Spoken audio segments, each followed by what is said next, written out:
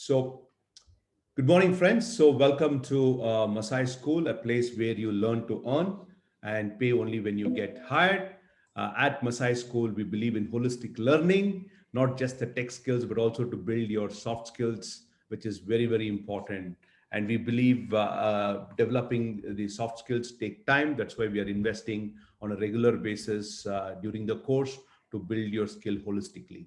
And we call them as the catalytic skill, the life skill, to build your capability. It's not just useful a domain, irrespective, wherever you're working at any stage of your career, this skill is going to become very handy. So, sum and substance, what we cover in the entire journey during the Masai School and the soft skills, including the skill set, tool set, and the mindset. So, one important topic that we are discussing today is around how do we do collaboration, more specifically online collaboration. Last week, we looked at remote working, why it is getting important. How is it that you and me build the skill set and the mindset that is required so that we all become effective remote workers? And the dividends that you can get is unprecedented. And tech is definitely a field where remote work is comfortably, you can do it. So I think you must build this capability to whatever extent that you can in the best possible way. So moving forward, today we're going to look at collaboration, and I want to start with this picture. I'm sure you are all able to identify this man. He knew that the world is under attack and one hero cannot save this planet. So he put together a bunch of heroes. I'm talking about the Avengers, right? I'm sure many of you might have seen my. It's one of the favorite movie for my kids. Of course, many of the characters I find it difficult to relate to, but I think it's fun. So he put together superheroes. So why I'm saying this is most part of your career as a programmer, you will be spending time with people on a project. So it will be people and project is what you'll be working on. In fact, actual coding is only 30%.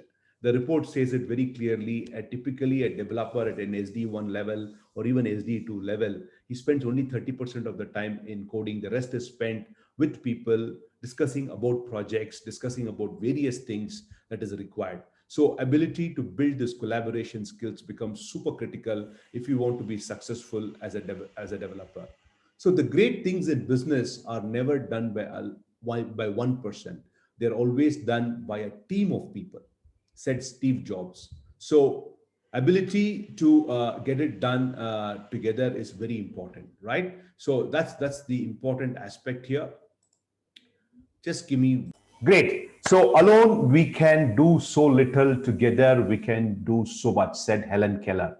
So as I told you, most of your work is spent working on projects with people.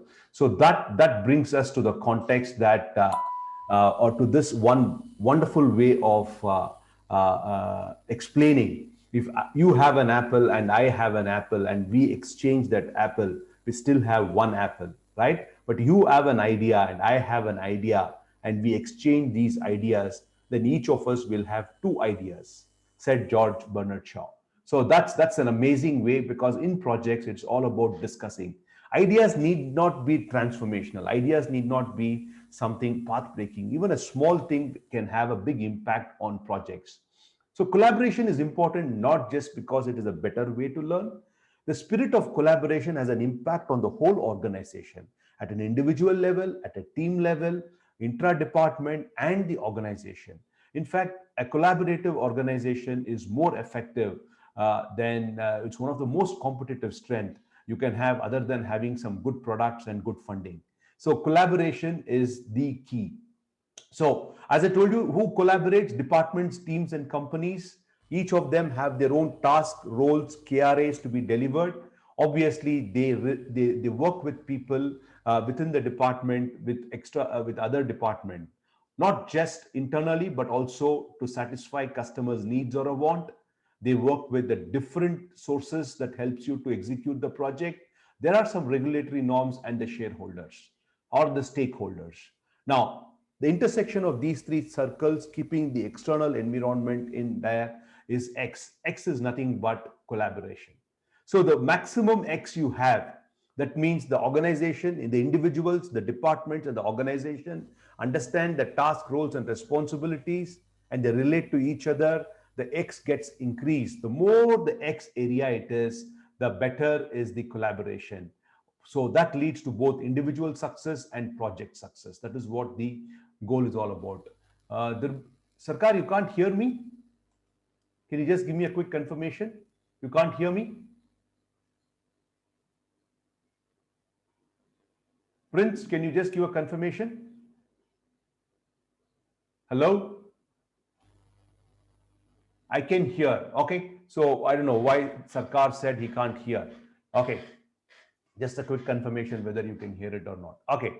Good. So let's move forward. As Henry Ford said, coming together is the beginning, keeping together is a progress, working together is success. So it's all about towards success. But having said that, 75% of the employers said teamwork and collaboration as one of the most important activities that needs to be carried out in the organization. And having said that, less than 20% of the employers actually invest resources into making sure that they invest in the teams. So employees cite lack of collaboration and effective communication is the most is for the effective communication of most of their workplace failure. So two reasons contribute to the most of the workplace, and that's an 86% that they say that. Now, why this has happened is because primarily this, the world has moved on from how it was like this, maybe a couple of decades back, to something like this. So it has become a very, very collaborative 24/7 environment, which has led to the need of collaboration. So your ability to collaborate and communicate effectively with your team could be the difference between your success, your team success, your organizational success. So if you and your team cannot communicate and collaborate effectively, your projects are bound to fail. Period. So that is why companies want to invest heavy resources. And we were just interviewing for a position recently to strengthen our soft skills team. And we had a person who was from one of those big four service providers in the country. And he works there as a soft skills enhancing project team. So what happens is he's assigned to a project, and his role is to make sure that the team members of that project communicate and collaborate effectively. So that is the importance that has been given for this role, which was non-existent, say 10, 15 years back. So here we make an attempt to understand, is it an art or a science part of collaboration, or is it both? How do we perfect this science so that it looks like an art? How do I conduct effective collaborative meetings, right? Each one, typically, if you look at the good old meeting, wherein which the boss does the 90% of the talking, the rest 10% comes in from the others. But collaborative meetings are not like that. Everyone can contribute, everyone can raise questions, everyone has an important role to play. So that's the importance of collaborative meetings is all about. How do I improve this in online? That is even more challenging, right? And how do we, all of us, contribute to develop the culture of collaboration? The question is, why collaborate? So let's look at why should team members collaborate. One, it improves our own work. Let's say that I'm working with Shruti. Shruti is part of the placement team, and she also comes with prior experience running soft skills sessions in IT industry. So recently, I am going to discuss with her, and let us collaborate to make a new module for the upcoming batches. So it improves work, definitely. 1 plus 1 is not 2, it can be 11. It speeds up the work. And today you have collaborative tools. We are simply using one simple tool called Google Slides, with which I'm going to add few things, she's going to add, and we're going to build overall design.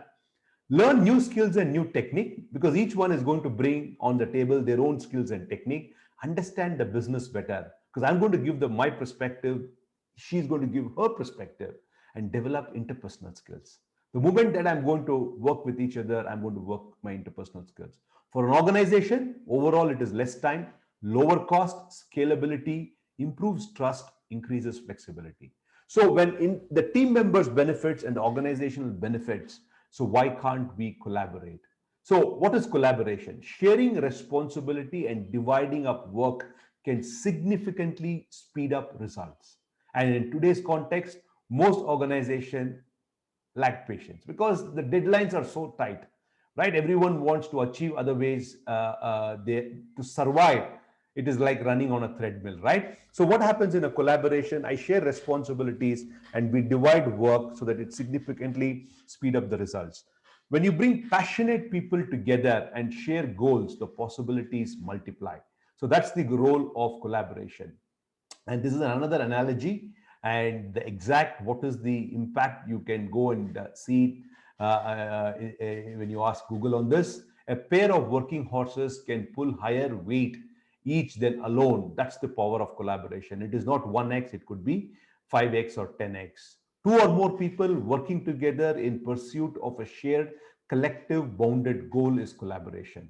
It's also a cooperative arrangement where two or more parties may or may not have worked together, but work jointly towards a common goal. When collaboration works collectively, the know how creates a result not possible without collective interaction. That's the power of collaboration, right? It is a process through which people constructively explore their ideas and power to look a way that is far more extended than one's own limited vision. That is the power of collaboration.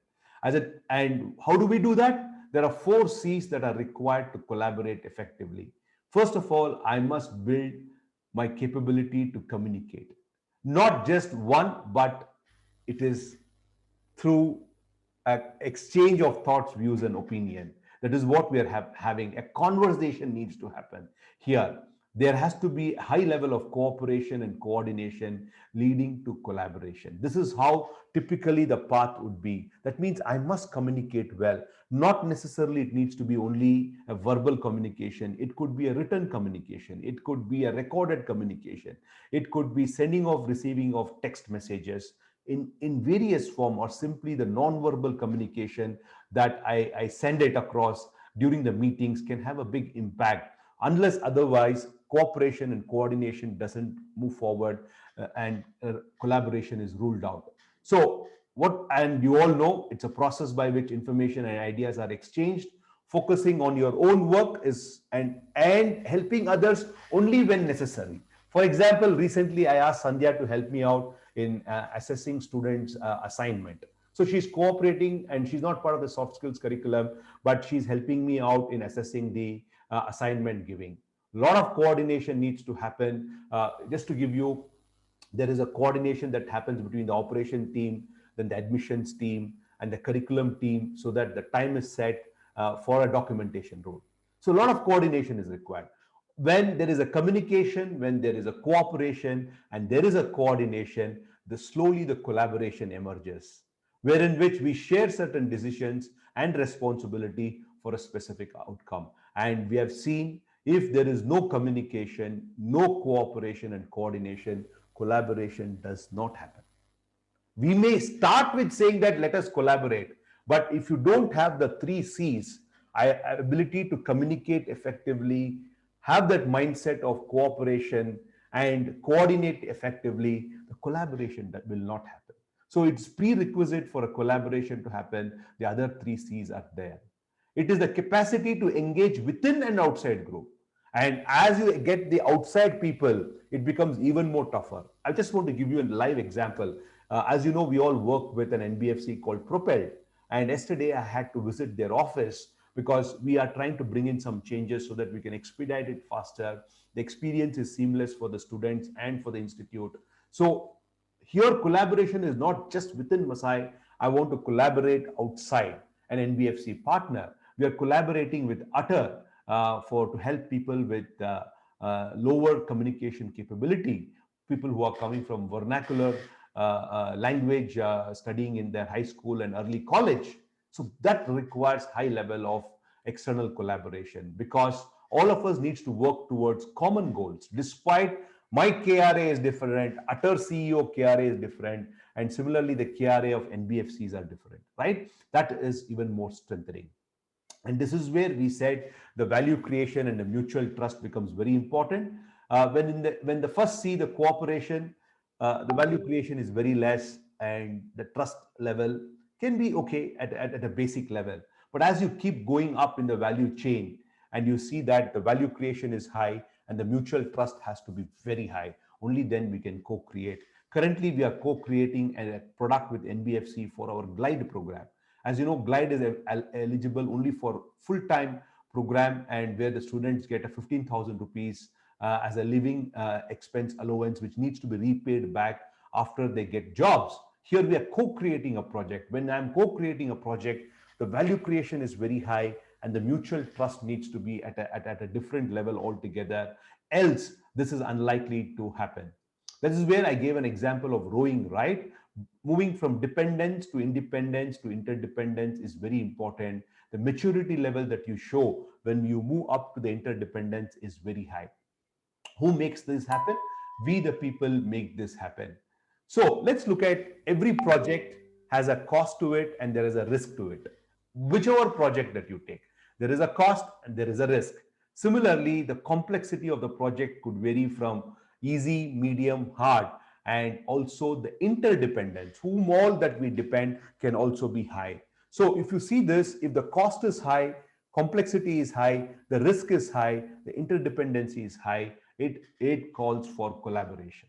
So though this word is loosely used, the impact that it can have when a project cost is very high, the risk is very high, complexity is very high, the interdependence is very high, without collaboration the project cannot be successful. So we need to figure it out how effective we can be in the collaboration when super value, when it is high cost, high risk, high complexity projects. So let's look at how collaborative teams work. Now, collectively, they define the goals of the team. It all starts with a goal, right? What is the goal? I need to make this project. Let's say the company is working on an updated website. They want to build a new website. They want to rebuild the entire existing website. Then you have the product and the tech team. Within that, you have the front end team. You have the UI UX developer. You have somebody on the back end team working on it. Then the marketing gives input, the kind of users that come to us. And then there could be various users for whom the website is critical and they give their inputs. So collectively, we define the goal that is required to set up this website. And that is the starting point in defining this. Agree on roles and assign tasks. The front end is going to do this, UI UX is going to do this, the backend team is going to do this, marketing is going to give this data, the content team is going to give this inputs. Openly share information and their work. When you work collaboratively, you're not working secretly. That is where this Trello's and the project management app comes in very handy, and each one can see the beta so that they can quickly tell them what is working and what is not working, and work together to make some important decision. Maybe somebody has done a UI UX, but the overall landing page, the time taken is gone up. So quickly work together and take important decision. I'm going to compromise on this, but my landing page time taken should be much better. Treat each other with trust and respect. That's very important. Can you quickly give me a confirmation on the chat box? You are with me so far. I'm setting the context now into collaboration, and then I can tell you a little later what are the skills that you must have to build this collaboration work. Trust me, friends, when you sit for your discussion, either in the existing job or in the new job, and then one of the things that you must demonstrate is you're super comfortable and you are in control to work remotely and collaborate remotely, you would score very high vis-a-vis most people struggle. Most people struggle, especially the freshers or people with a less amount of experience who have never been exposed to remote work and remote collaboration. Things break down very badly. And here is an individual from Masai School. Here is a student from Masai School who says that, hey, I know what it means to work remotely. I know what it means to collaborate remotely. And I have these skills with me. And trust, and if you can demonstrate it, you would be coming out with very successful results. There is a nice assessment that I'm going to share with you, which is going to be your weekend task. Okay, it may take 20-25 minutes to just to give you what kind of a mindset that you have, what kind of a persona you have towards collaboration. So I will share this assessment. It is an external party that has created this assessment. I find it very interesting. It gives you some pointers if you do this assessment in the truest form. Okay, it assures your preferences and effectiveness for different approaches. Let me tell you, collaboration is all about people, systems, and processes, right? In that, the way that we have our mindset towards the task, towards other people, towards the goal has a much bigger impact than actual skill set that you have to complete that project. So, moving from dependent to interdependent is what that we talk about. But what are some of the challenges that we face in collaboration? While it's such when the idea is so good, why don't we collaborate well? What gets in the way is $1 million question. Now, largely there are two buckets that gets in our way. One is a interpersonal skill issue. The other one is project management issues. Two large buckets that come in our way is our own interpersonal skill and project management issue. Talking about interpersonal skill, it could be I don't trust the other person, I don't trust the other department, I don't trust my manager, I don't trust the project head, or simply it could be I don't communicate. I work in silo and I don't communicate, or I don't communicate appropriately, or simply there are conflicts, it is not getting resolved. Conflicts are bound to happen in a project because each one of us have our own different take what is important, what should be done, right? So either it could be trust, communication, or a conflict resolution, or simply being not being proactive. I keep waiting for me to get some direction, what should I do next? Or simply it could be project management issue, lack of goal setting. Nobody has set a goal, and when you don't have a goal, it is just like drifted in the ocean. You keep moving, it doesn't matter which direction that you're going, but goal setting brings everyone aligned in that direction. Or simply there is a lack of planning. People do whatever they like to do, so everything is broken away. Or simply there is a lack of task coordination and performance management issues.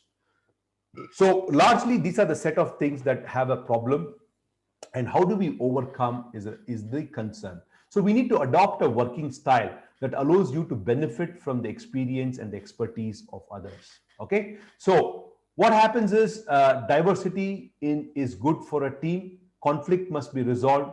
Conflict is natural, but we must not avoid it. It must get resolved. And how it can happen, knowing each other well is crucial if you really want the collaboration to move to the next level. Okay, so let's whenever you are in a meeting, there are a few things that I would suggest. We're going to talk about it in more detail as we progress, but we need to remain calm and listen actively.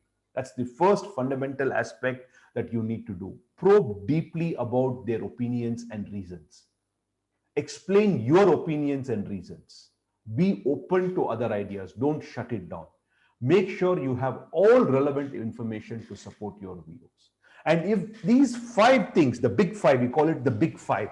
If these big five, if you see largely, it is a mindset. I remain calm, I listen actively, mindset. Probe deeply about their opinions and reason, it's a skill. Probing is a skill. Explain your opinions and reason is a skill and a behavior. Be open to other ideas is a behavior. Make sure you have all relevant information to support your views is a preparation, which is a skill. So it is a combination of a skill and a will. And you see that many a times we falter on most of these parameters, and that is why our meetings don't do well. So smaller focused team is very crucial. And similarly, there are some larger collaborative teams. Both are possible. The way you organize your team will be determined by the projects and the business needs. So most of you will start off working in small project team before you get comfortable. Then you move to the larger team. Is it a skill? Yes, it is a skill.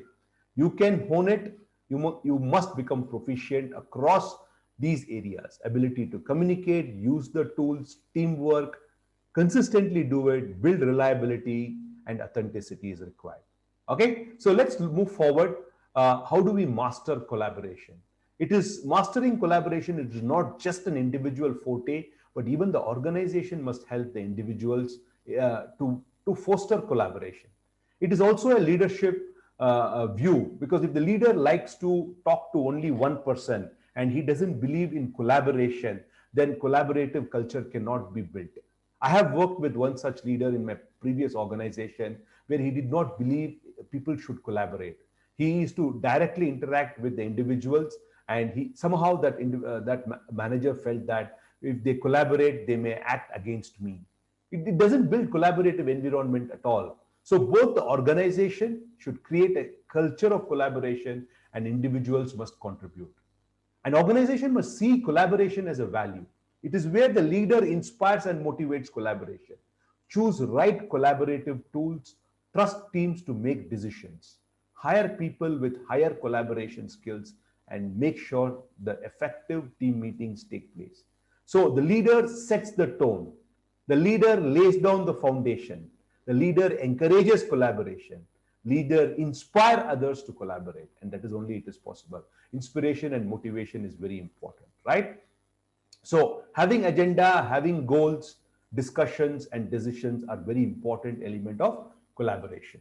Obviously, the good behaviors includes being a good listener, trust your teammates, challenge others constructively, and trust in the process is very important. So one good book that you can refer to steer meetings is Six Thinking Hat by Edward de Bono. This is an interesting read that you can refer to. Okay. Now, collaboration is a process, but collaborating well is a combination of a skill set, mindset, and tool set that needs to be honed over a period of time. So let us look at what is it that we need to have in terms of the skill set and the tool set. Okay. Now, the six fundamental skill set and the mindset is what I'm sharing with you. First, is the mindset of accountability. I'm going to cover briefly each one of them. Ability to look at win-win, not I win, you lose, I win, sorry, you win, I lose, or both of us lose. It has to be win-win. We're talking about communicating effectively, and it builds relationship. And when you build relationship, it builds trust, and you also have ability to build that problem solving mindset, right? So we have seen that in the past all about accountability. Accountability, there's a nice analogy here. There were four people: everybody, anybody, somebody, nobody. Nobody knew that everybody was going to do it, and everybody was sure somebody is going to do it.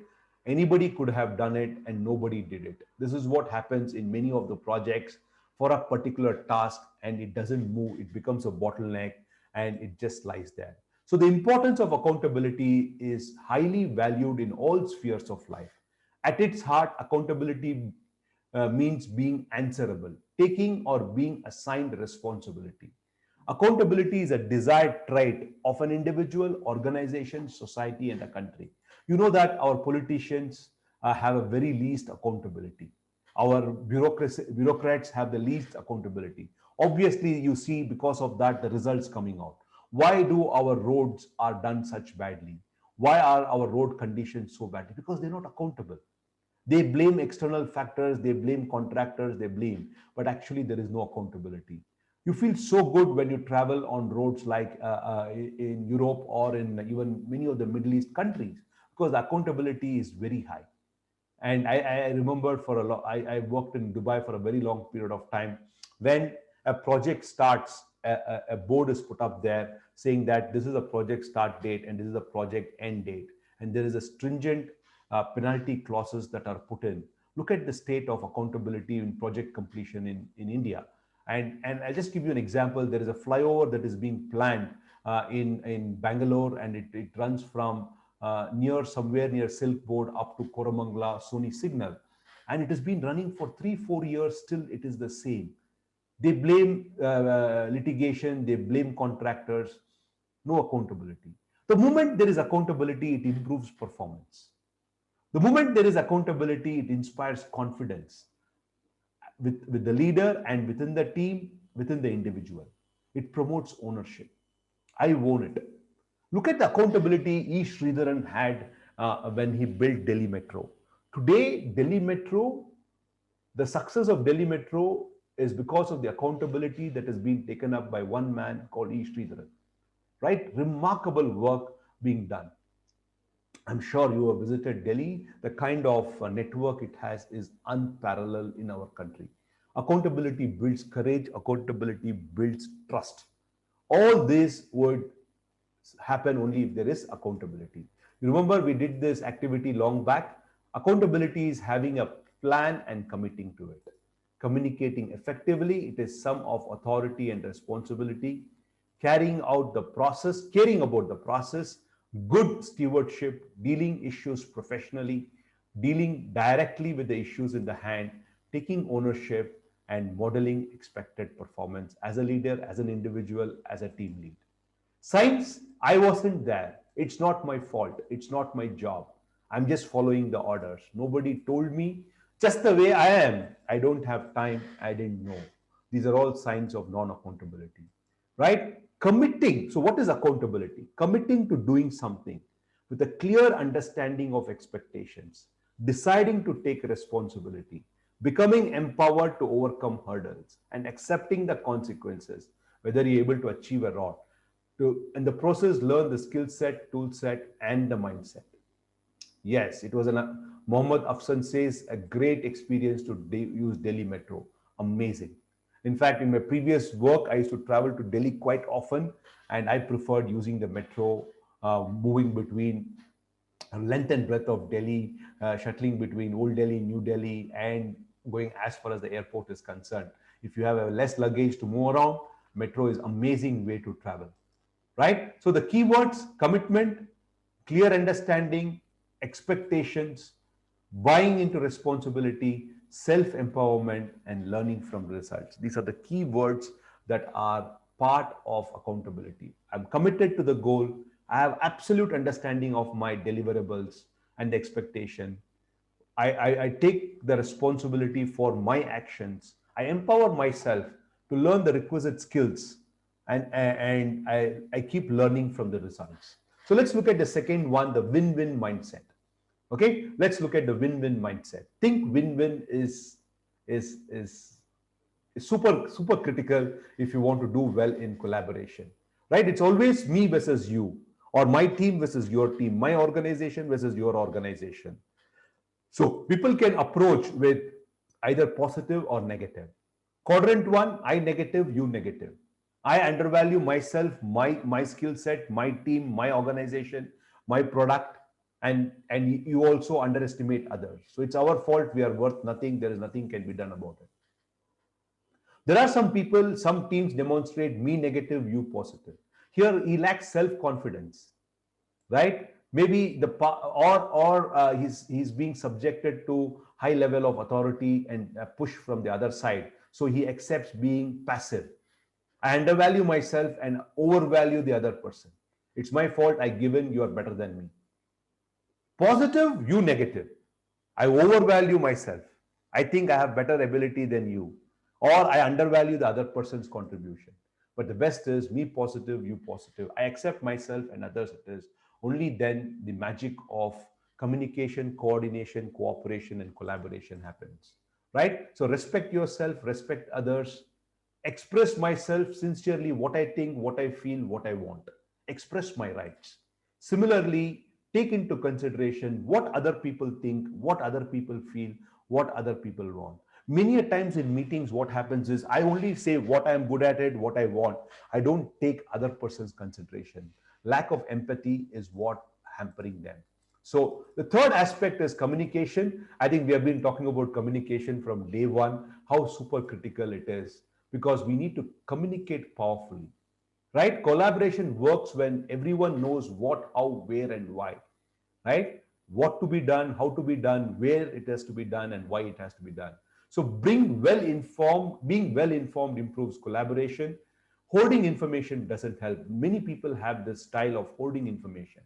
So the core skills and demonstrated behavior include: starts with good listening, asking some good questions. The body language that you demonstrate in during meetings is very important. Ability to connect to him, not just intellectually but emotionally and also in person. Clarity in your thoughts, clarity in your expectation. Being assertive, not aggressive, not passive, but assertiveness. Empathy, we talked about it. Respect other person, friendliness and open-minded can help you there. And the fourth aspect is to build relationship. You see that when I have a win-win mindset and when I have communicate effectively, relationships are bound to improve, right? So let's look at building relationship. People are unlikely to be successfully collaborate with people they do not like or appreciate. Positive relationship encourages people to spend time together. Spending time together improves relationship. Relationship can be improved with positive interaction. Friends, relationships are built brick by brick. Don't expect the day the teams are formed, the day a project is announced, things happen miraculously. Brick by brick, it is built. Mind you, there will be some leakages. We need to prevent it. So relationships are built brick by brick. The aspect number 5 is to build trust. And when you're communicating openly, you're building relationship, the trust is built automatically. So what is trust? There's a beautiful equation that I came across. Trust as a formula. C plus R plus I by S, where C is credibility, R is reliability, I is intimacy, and self orientation is S. Let me give you an example. What do you mean by credibility? Credibility is of the person, credibility of his words, credibility of his values, credibility of what promise statement he makes. We say the highest, most credible brand in the country is Tata. What does it mean? It is built over a period of time. What you say is what you deliver. And when the credibility is lost, no matter what you do, you cannot make it up for it. It takes a long time to build credibility. They say LIC has very high credibility. Honda has very high credibility. Tata as a brand has a very high credibility. So credibility is the core value system. Credibility is built over a period of time. R is reliability. Reliability is what? Whatever is being promised, it works. For example, Excite battery is a reliable battery because it lasts for 2 years. The MRF tires are reliable tires to work on Indian road condition. So reliability is meeting the performance guarantee.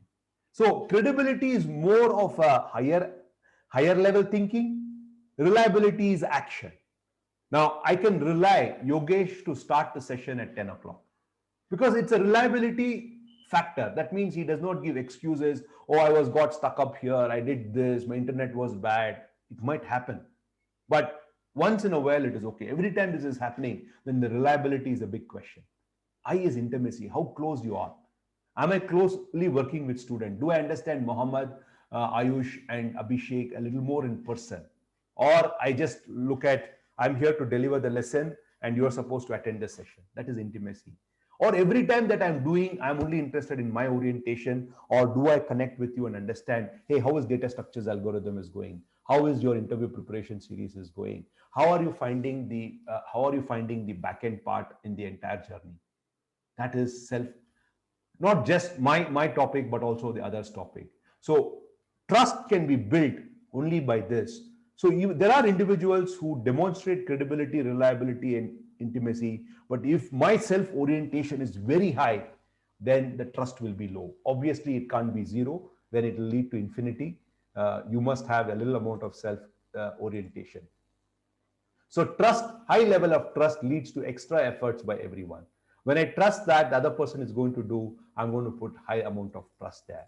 So the last aspect I want to discuss today is a problem solving mindset. You know that we did a large module around it.